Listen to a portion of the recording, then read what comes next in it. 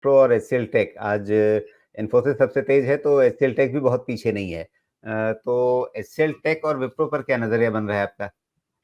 देखिए, ये सारी दिग्गज कंपनीज हैं और मुझे लगता है एचसीएल टेक में जिस प्रकार से तेजी अभी हाल फिलहाल में 2-3 दिन में हमने देखी, थोड़ा-सा ठंडा हो सकता है, बट फिर भी मैं दोबारा बोल रहा हूँ, सारी जो टॉप आईटी कंपनीज हैं, उनका जो काम है। अब मैं आपको एक छोटा-सा एग्जांपल देता हूँ कि मेरे एक क्लाइंट हैं जो कि एचसीएल टेक में, मैं नाम नहीं ले सकता, एचसीएल टेक में साइबर सिक्योरिटी हेड करते हैं ग्लोबली।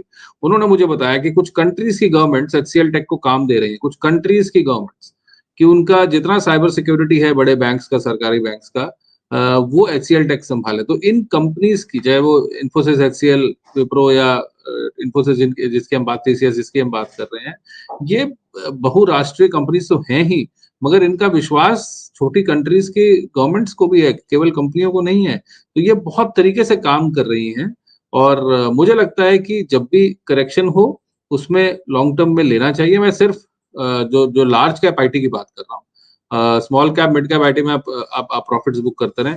इस समय एचसीएल में अगर कोई ट्रेडर्स हैं तो वो भी प्रॉफिट बुक कर सकते हैं। अगर आपको नीचे मिलता है तो निश्चित रूप से लीजिए, मगर टीसीएस में फिलहाल मैं नहीं कहूंगा कि प्रॉफिट बुक करें, 3900 तक तो बिल्कुल ना करें। जी।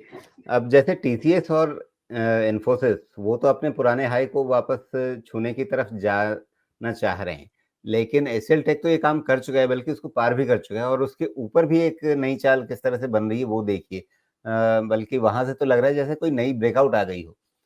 क्या हाँ, ऐसा ही? कई बार राजीव जी ऐसा होता है, ब्लू स्काई टेरिटरी में स्टॉक्स चले जाते हैं और ऊपर चलते रहते हैं, मगर एक्सपेंसिव भी हो जाते हैं। थोड़ा सा मुझे लगता है कि अगर आपको एचसीएल 1480 1500 तक मिलता है तो एक बार को प्रॉफिट बुक करके मुनाफा बांधें, वेट करें थोड़ी करेक्शन का, फिर घुसें।